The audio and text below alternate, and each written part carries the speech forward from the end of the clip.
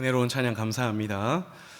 오늘도 주님의 전에 예배드리러 나오신 성도님들을 주님의 이름으로 사랑하고 축복합니다.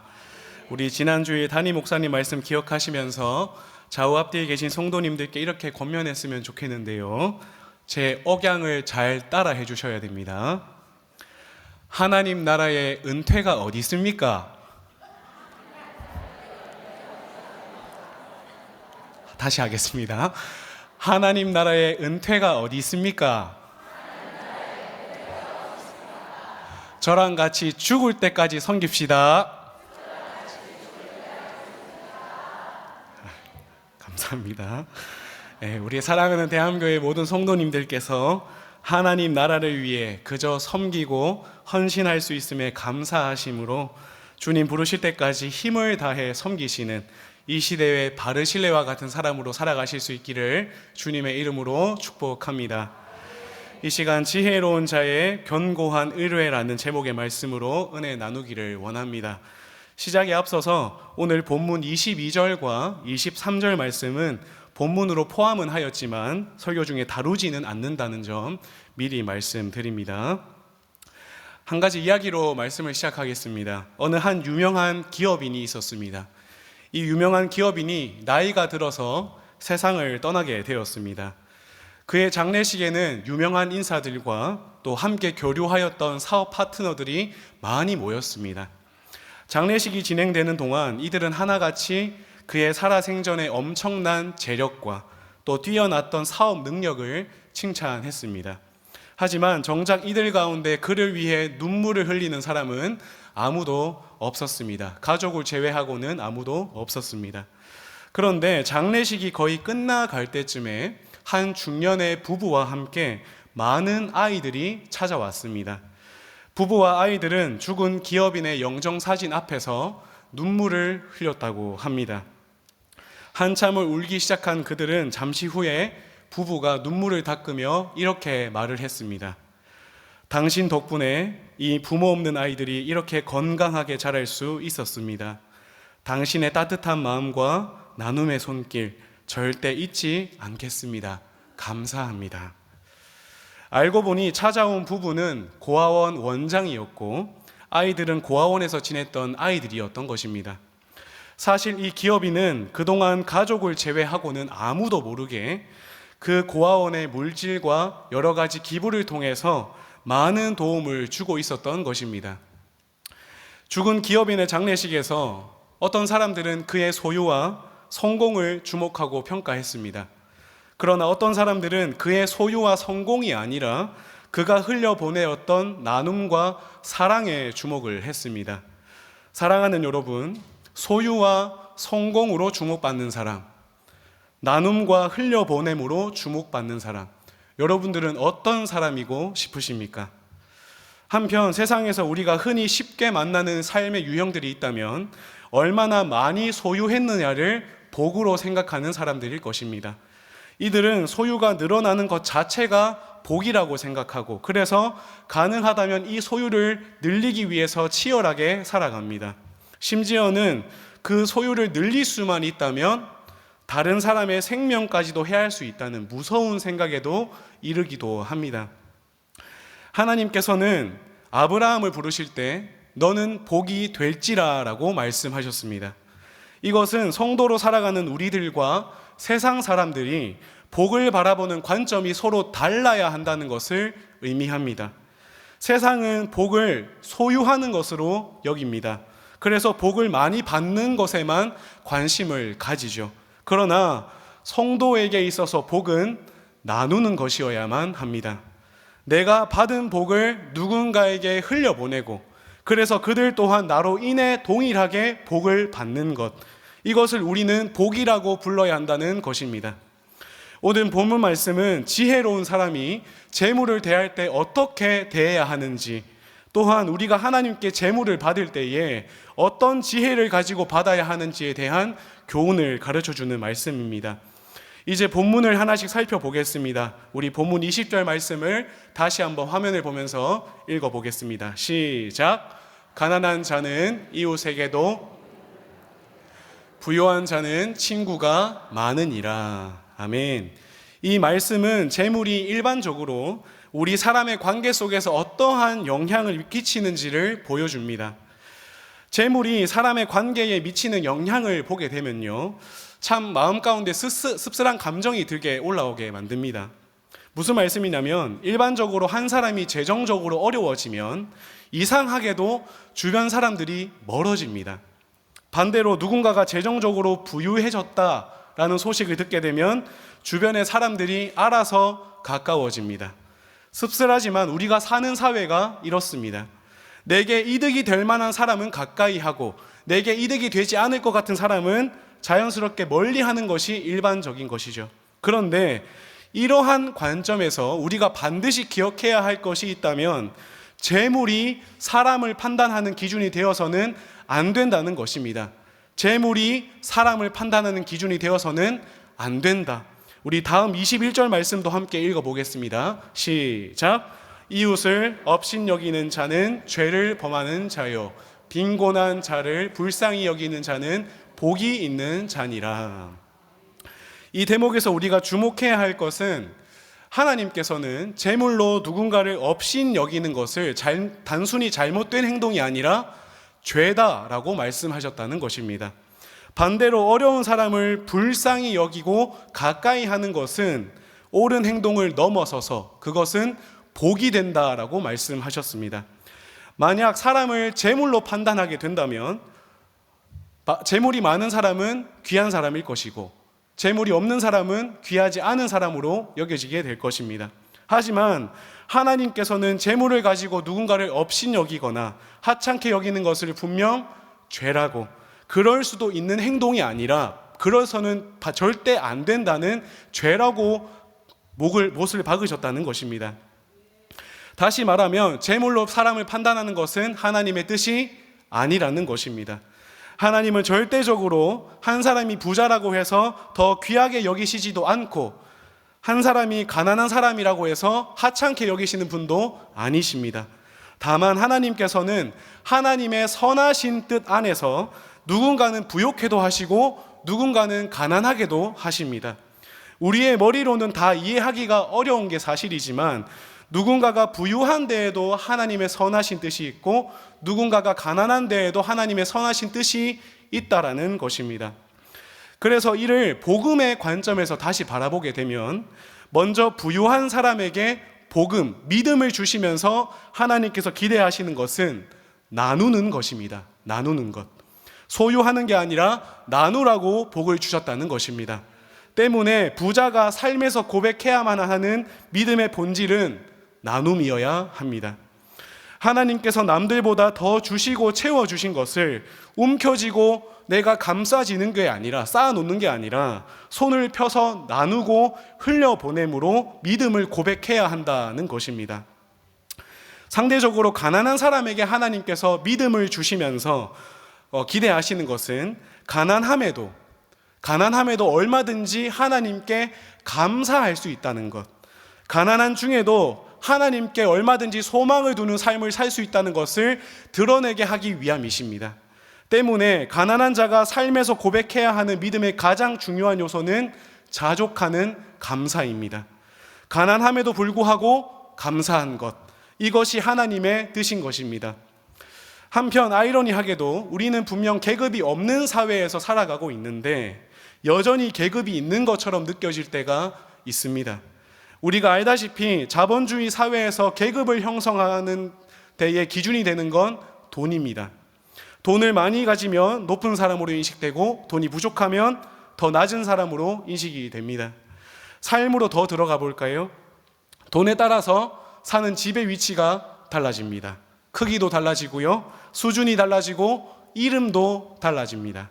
한 가지 재미있는 점은 이름이 한글로 된 아파트보다 영어로 된 아파트가 더 비쌉니다. 그리고 비싼 아파트일수록 영어가 많이 들어갑니다. 롯데캐슬, 타워팰리스, 푸르지오, 아르누보. 제가 검색을 해봤는데요, 참고로 2025년 기준 실거래가 1등을 찍은 아파트 이름이 아크로 서울 포레스트라고 합니다. 참고하십시오. 이처럼 조금은 안타까운 현실이지만 자본주의라는 틀 안에서는 엄연히 계급이 존재합니다. 돈이 계급이 되는 것입니다. 자본이 모든 것을 결정하는 사회이기 때문에 자본에 의해서 사람을 평가할 수밖에 없다는 것입니다. 그러나 이러한 세상을 살아가는 성도인 저와 여러분들을 향해서 하나님께서는 재물을 가지고 누구를 판단하는 것이 죄라고 말씀하셨다는 것입니다. 다시 말하면 자본주의 사회 속에서도 적어도 우리 성도들만큼은 돈에 대한 거룩한 저항 의식을 살아가야만 한다는 것을 의미하는 것입니다. 계속해서 말씀드리지만 성도라면 재물로 사람을 판단해서는 안 됩니다. 왜냐? 하나님께서도 돈으로 사람을 판단하시지 않기 때문입니다. 하나님은 결코 부자라고 해서 더 귀하게 여기시거나 가난하다고 해서 더 하찮게 여기시는 분이 아니십니다. 오히려 뭐라고 말씀하십니까? 누가복음 18장 25절 말씀입니다. 낙타가 바늘길로 들어가는 것이 부자가 하나님의 나라에 들어가는 것보다 쉬우니라 하시니. 오죽하면 또 뭐라고 말씀하십니까? 누가복음 6장 20절입니다. 가난한 자는 복이 있나니 하나님의 나라가 너희 것이니요. 그런데 안타깝게도 오늘날 교회 안에서까지 성도임에도 불구하고 사람을 구분하는 기준이 여전히 재물인 분들이 계십니다. 그렇다면 왜 성도인데도 돈으로 사람을 판단하게 되는 것일까요? 믿음 안에 편견이 존재하기 때문입니다. 무슨 편견이냐? 물질은 하나님의 복이고 가난은 하나님의 저주다. 조심스러운 말씀이지만 교회 안에서도 그래서 상대적으로 부자들이 빨리 임직자가 되는 경우가 종종 있습니다. 왜냐? 돈이 하나님의 복이라는 편견이 있기 때문입니다. 반대로 가난함에 대한 편견도 존재합니다. 어떤 편견인가요? 하나님이 물질을 안 주시는 건 너가 믿음이 없어서야. 너가 믿음이 부족하니까 물질을 안 주시는 거야. 한국교회뿐만 아니라 현대교회 안에 이러한 시선이 다분히 존재하는 것이 사실입니다. 사랑하는 여러분, 하나님께서는 의심의 여지 없이 우리에게 물질 또한 주시는 분이 맞습니다. 물질을 구하는 게 나쁘다거나 죄가 되는 것도 아닙니다. 왜냐하면 하나님께서는 기본적으로 복 주시기를 원하시고 복 주시기를 기뻐하는 분이시기 때문입니다. 그러나 한 가지 우리가 오해하면 안 되는 것이 있습니다. 성경에서는 절대로 소유 충만을 복이라고 말하고 있지는 않다는 것입니다. 하나님께서 우리에게 왜 물질을 주십니까? 나눔이 목적이기 때문입니다. 여러분 착각하시면 안 됩니다. 물질이 복이 되는 게 아니라 물질을 하나님의 뜻대로 사용하는 게 복입니다. 많은 사람들이 하나님으로부터 받은 물질을 사용하는 데까지 가지 못하고 자꾸 쌓아두는 데에서 멈춥니다. 우리 성도들이 쌓아둘 곳은 천국 곳간이지 이 땅의 곳간이 아니지 않습니까? 여러분, 우리 안에 나도 모르게 자리 잡은 편견과 생각들을 바꿀 수 있기를 소망합니다. 다시 말씀드립니다. 돈 자체가 복이 되는 게 아니라 그 돈을 하나님의 뜻대로 사용하는 게 복입니다. 그렇다면 어떤 사람이 진짜 복 있는 사람일까요? 물질을 하나님을 위해 쓸 줄 아는 사람, 물질을 내 이웃을 위해 기쁘게 쓸 줄 아는 사람, 물질을 나누고 흘려보낼 줄 아는 사람, 이러한 사람이 진짜 복 있는 사람인 줄로 믿습니다. 또한 기억하셨으면 좋겠습니다. 여러분, 가난은 절대 하나님의 저주가 아닙니다. 앞서 하나님께서는 각 사람에게 각각의 뜻이 있어서 어떤 사람에게는 하나님의 선하신 뜻 안에 부유하게도 하셨고 어떤 사람은 가난하게도 하셨다고 말씀을 드렸습니다. 그렇다면 성도에게 가난을 주시는 이유는 무엇일까요? 가난한 성도만이 세상에 줄 수 있는 거룩한 메시지가 있기 때문입니다. 어떤 메시지입니까? 사람은 돈으로만 사는 게 아니라 하나님의 입으로부터 나오는 말씀으로 산다. 아멘이십니까? 돈으로만 감사할 수 있는 게 아니야. 하나님으로도 얼마든지 감사할 수 있어. 여러분, 부자는요, 이 말을 절대 할 수 없습니다. 여러분, 만약에 부자가 옆에 와서 똑같이 말했다고 생각해 보십시오. 사람은 돈으로 사는 게 아니란다. 하나님의 말씀으로 사는 거야. 뭐라고 하시겠습니까, 여러분? 부자가 와서 이런 말을 했다. 웃기고 앉아있네. 밥맛 다 떨어지고. 그러지 않겠습니까? 그런데 여러분, 가난한 사람이 이 고백을 하면요, 감동이 있습니다. 가난한 사람이 감사를 이야기하면 감격이 있습니다. 우리의 상식으로는 소유가 있어야 기쁜 게 맞고 늘어나야 감사한 건데, 소유가 없음에도 불구하고 하나님께 소망을 두고 감사를 이야기하면 그 고백으로 인해 믿음이 물질을 이기게 되는 것입니다. 사랑하는 여러분, 우리 가운데 어떤 분들은 남들보다 부유하실 거고요, 어떤 분들은 남들보다 조금 가난하실 것입니다. 혹시 하나님께서 남들보다 물질을 조금 더 주셨습니까? 그러면 나눔으로 믿음을 고백하시기를 축복합니다. 혹시 하나님께서 남들보다 조금 물질이 덜하게 하셨습니까? 자족하는 감사로 믿음을 고백하시기를 축복합니다. 저는 저와 여러분들이 주 안에서 서로를 피차 재물로 판단하는 것이 아니라 나눔과 감사의 고백으로 하나님을 기쁘시게 하는 성숙한 그리스도인들이 되실 수 있기를 주님의 이름으로 축복합니다. 다음으로 본문 24절 말씀입니다. 계속해서 같이 한번 읽어보겠습니다. 시작. 지혜로운 자의 재물은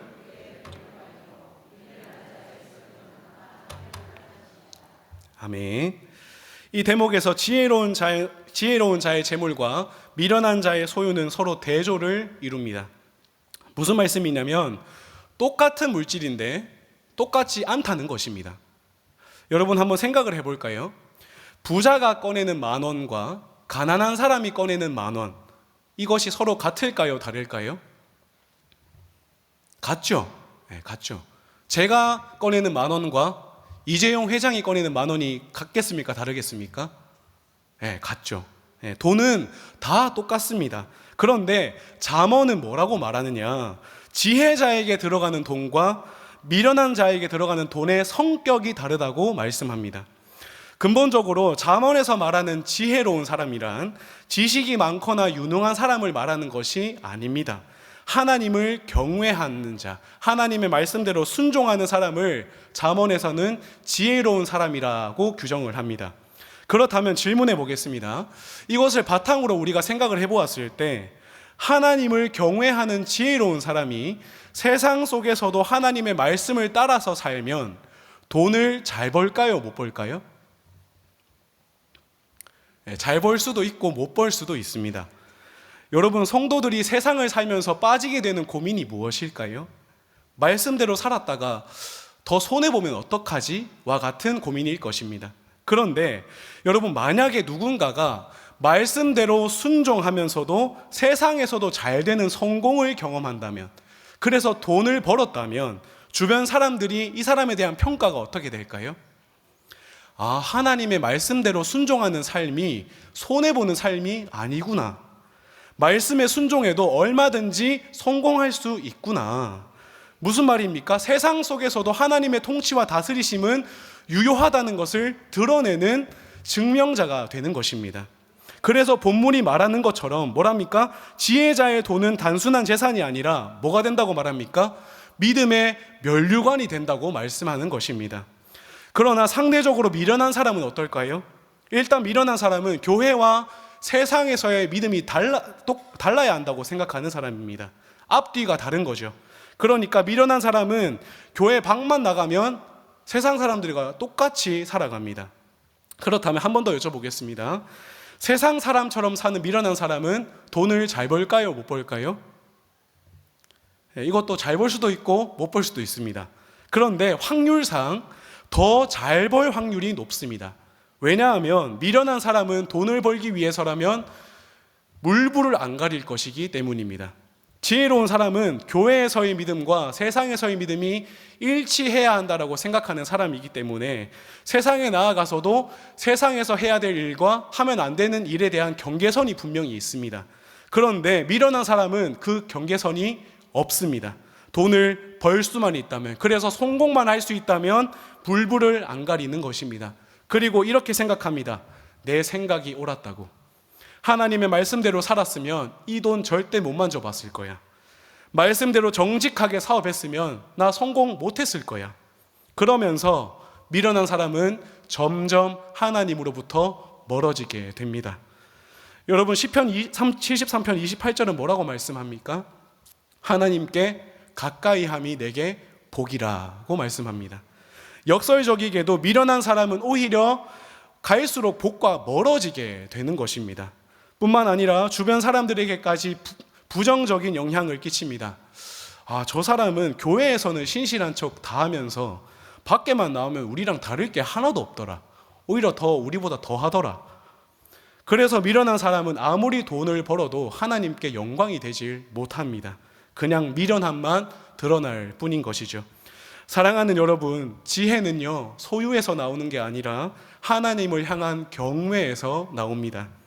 그래서 지혜로운 사람은 재물 때문에 더 하나님을 바라보고 더 하나님을 가까이 합니다. 혹시 여러분에게 하나님께서 주신 물질이 있으십니까? 그 물질이 여러분들에게 복이 되고 면류관이 되기를 원하십니까? 그러길 원하신다면 그 전에 먼저 세상 속에서도 하나님을 경외하는 자로 살아가시기를 축복합니다. 세상 속에서도 말씀에 순종하는 자로 동일하게 살아가시기를 축복합니다. 성도로서의 삶이요, 때로는 손해처럼 보일 때가 있습니다. 남들보다 멀리 돌아가는 것처럼 바보처럼 여겨질 때가 있습니다. 그러나 감히 확신하며 말씀드리건대 하나님을 경외하는 그 삶이 세상에서도 가장 복된 삶인 것입니다.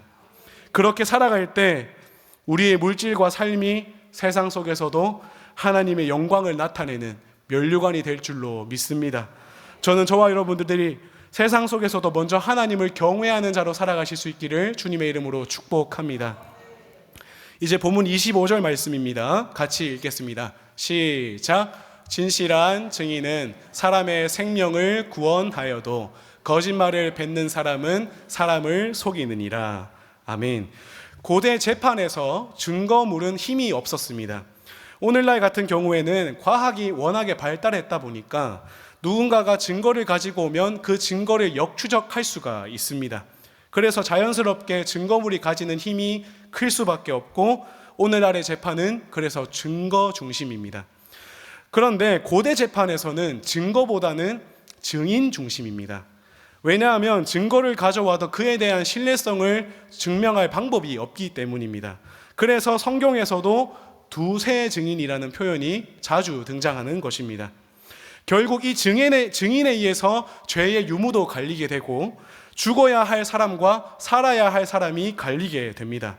따라서 당연히 이 증인은요, 재판의 자리에서 매우 중요한 위치를 차지할 수밖에 없습니다. 그런데 미련한 사람은 이 재판의 자리에 가서조차 거짓말을 내뱉음으로 진실을 뒤집어 버린다는 것입니다. 그렇다면 미련한 사람은 왜 거짓말을 내뱉는 것일까요? 거짓말을 내뱉어야 내게 이득이 되기 때문입니다. 거짓말을 내뱉어야 내게 돈이 되기 때문입니다. 지금 이 사람을 움직이는 건 진실의 여부가 아닙니다. 무엇이 내게 이득이 되고 돈이 되느냐만이 그 사람을 움직이는 것이죠. 그렇다면 이러한 관점에서 우리가 곰곰이 생각해 볼 때 재판의 자리에서조차 거짓말을 내뱉는 이 미련한 사람의 마음에 자리 잡은 두려움은 무엇일까요? 미래에 대한 불안감일 것입니다. 미련한 사람에게 있어서 돈은 재판의 자리에서조차 거짓말을 내뱉게 만드는 삶의 안전의 장치가 되는 것입니다. 돈이 되는 것만 나를 안전하게 만든다. 만약 미래가 확실하다면 거짓말할 필요가 없겠죠. 근데 미래가 불안하니까 지금 당장이라도 미래의 불안함을 조금이라도 메꿀 수 있는 돈에 연연해서 재판의 자리에서조차 거짓말을 내뱉어 버린다는 것입니다. 사랑하는 여러분, 예수님 믿으면 이 땅을 살면서 근심이 없지요? 네. 아멘. 네. 권사님 믿음이 좋으셔서. 근데 여러분, 사실 없다고 말하는 게 거짓말일 것입니다. 저는 물론이고 장로님도 그렇고 권사님도 그렇고 심지어는 목사님들까지도 사는 동안 걱정 근심이 떠나지를 않는 게 사실입니다. 우리가 믿음이 있어도 살아가다 보면 시도 때도 없이 미래가 걱정되고 두려운 게 사실이죠. 때문에 우리는 누구나 다 삶에 대한 안전의 욕구를 가집니다. 안전에 대한 욕구. 그런데 누구나 다 이러한 안전의 욕구를 가지지만 이 안전을 보장받는 방식이 지혜로운 사람과 미련한 사람이 방식이 다릅니다. 앞에서도 말씀드렸지만 미련한 사람은 이 안전을 위해서 선택한 것이 돈입니다. 소유입니다. 그래서 이 소유만 늘릴 수 있다면, 그래서 내 미래와 안전을 확보할 수만 있다면 재판의 자리에서조차 거짓말을 내뱉는 사람인 것입니다. 그러나 상대적으로 지혜로운 사람은 어떨까요? 지혜로운 사람은 어떻게 자신의 미래와 안전을 확보하게 되는 걸까요? 오늘 마지막 말씀 26절 말씀 함께 읽어보겠습니다. 시작. 여호와를 경외하는 자에게는 견고한 의뢰가 있나니 그 자녀들에게 피난처가 있으리라. 아멘. 우선 본문의 견고한 의뢰라는 이 대목은요, 더 정확한 원문으로 보게 되면 강한 확신이라는 뜻입니다. 강한 확신. 그러니까 다시 읽어보면 여호와를 경외하는 자에게는 강한 확신이 있나니, 어떤 확신입니까? 내 자녀의 인생에 하나님께서 피난처가 되어 주실 거라는 확신. 아멘이십니까? 하나님께서 내 자녀의 인생에 피난처가 되어 주실 거라는 확신이 있다는 것입니다. 여러분, 미련한 사람은요, 자기 인생뿐만 아니라 자녀들의 인생까지 챙겨주려다가 더 많은 죄를 짓게 됩니다. 내가 내 자녀 위해서 이런 것도 못하냐, 그렇게 말하면서 다 자녀를 위한 거라고 타협해 버립니다. 그러나 상대적으로 지혜로운 사람은 어떤 확신이 있느냐? 내가 물질을 물려줘야 내 자녀가 견고해지는 게 아니라 하나님을 향한 경외하는 마음, 믿음을 물려줘야 내 자녀가 견고하다라는 확신이 있다라는 것입니다. 내 자녀에게 믿음을 물려줘야 내 자녀 또한 하나님을 경외한다. 그래야 하나님이 내 자녀에게 피난처가 되어주신다라는 확신이 있다는 것입니다. 그래서 여러분, 지혜로운 부모는요, 돈을 물려주려고 하는 게 아니라 믿음을 물려주려고 합니다. 신앙의 여정에서 절대 변하지 않는 공식이 있습니다. 지혜로운 사람이 하나님을 경외하는 삶을 살기로 작정하면 어떻게 살까요? 말씀에 순종하는 삶을 삽니다. 말씀에 순종하는 삶을 살게 되면 무엇을 경험합니까? 하나님의 일하심을 삶에서 경험합니다. 이것은 공식과도 같습니다. 그런데 더 진짜 놀라운 것은 이 경험을 지혜로운 사람만 하는 게 아니라는 것입니다. 누구도요? 그의 자녀까지도. 지혜로운 아버지를 통해서, 지혜로운 어머니를 통해서 하나님을 경외하는 자에게만 주시는 복을 자녀 또한 경험하게 된다는 것입니다. 그럼 이 복을 경험한 자녀가 나중에 자기 자녀에게도 무엇을 가장 최우선으로 물려주려고 할까요? 믿음을 물려주려고 하는 것입니다. 하나님을 경외하는 믿음. 그래서 하나님 여호와를 경외하는 지혜로운 자에게는 강한 확신이 있는 것입니다. 내가 내 삶에서 먼저 하나님을 경외해야, 내가 내 삶에서 하나님을 먼저 일하심을 경험해야 내 자녀의 인생에도 하나님이 반드시 일하신다. 이것이 내 자녀에게 물질보다 더 강력한 안전이 된다는 확신이 되는 것입니다. 사랑하는 여러분, 이 가운데 자녀의 미래를 보장받고 싶지 않으시는 분은 아무도 없을 것입니다. 자녀에게 더 나은 미래를 주고 싶으시고 나보다는 더 안정적인 삶을 살게 해주고 싶은 것이 부모의 마음이지 않습니까? 그러나 믿음의 부모라면 무엇이 진짜 내 자녀를 안전하게 만드는 것인지를 생각해 보아야 합니다. 어떻게 하면 더 많은 돈을 물려줄까? 어떻게 하면 더 좋은 사업체를 물려줄까? 이렇게 생각하는 게 나쁘다는 건 아닙니다. 그리고 부족하는 것도 아닙니다. 물질의 일부분이 분명 자녀의 인생을 견고하게 만들어주는 일부분이 될 수 있습니다. 그런데 과연 이게 영원한 보장이 될 수 있겠냐라는 뜻입니다. 단언컨대 물질은 절대 자녀의 영원한 보장은 될 수 없습니다. 그러나 확신하건대 하나님께서는 자녀의 영원한 보장이 되어 주십니다. 특별히 이 가운데 학생을 자녀로 둔 부모님들께 여쭤보고 싶습니다. 여러분들이 바라는 건 자녀들의 좋은 성적입니까? 좋은 대학입니까? 좋은 직장입니까? 아니면 하나님의 일하심입니까? 좋은 성적이요, 시간이 지나면 다 잊혀집니다.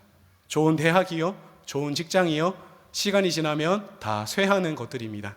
그러나 하나님이 일하시는 경험, 하나님께서 일하신 기억은 자녀에게 절대 잊혀지지 않습니다. 본문처럼 내 자녀의 영원한 피난처가 되는 것입니다.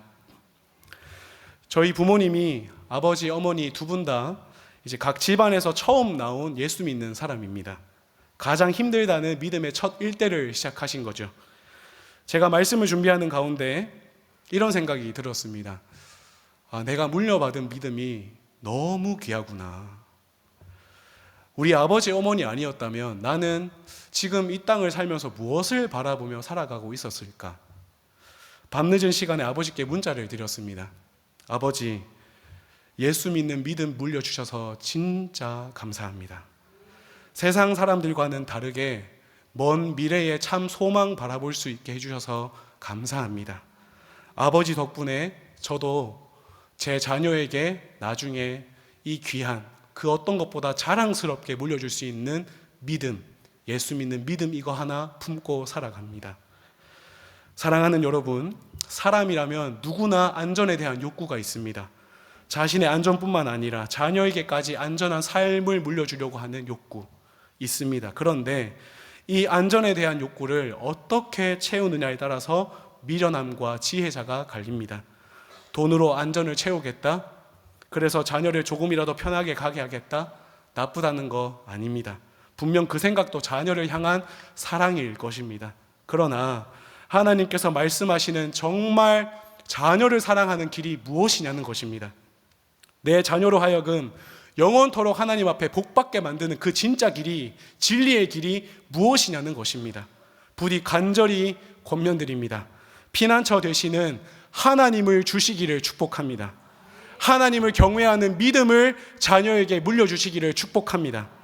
자녀에게 돈을 물려주는 부모는 좋은 부모이지만 자녀에게 신앙을 물려주는 부모는 영원한 미래를 약속하는 부모입니다. 저는 저와 여러분들이, 저도 나중에 이제 부모가 될 거니까요. 저도 그렇고 여러분들도 그렇고 우리 자녀들이 돈이 아니라 믿음을 물려받을 수 있도록 최선을 다하는 저와 여러분들이 될 수 있기를 간절히 축복합니다. 그리고 더 나아가서 우리 대암교회의 다음 세대들, 지난주일 말씀 기억하시죠? 만왕의 왕께들의 우리 다음 세대들, 김함들에게 우리 신앙이 물려질 수 있도록, 이들이 하나님의 일하심을 우리가 경험한 것처럼 동일하게 그들이 경험할 수 있도록 최선을 다해 섬기고 헌신하는 저와 여러분들이 될 수 있기를 주님의 이름으로 축복합니다.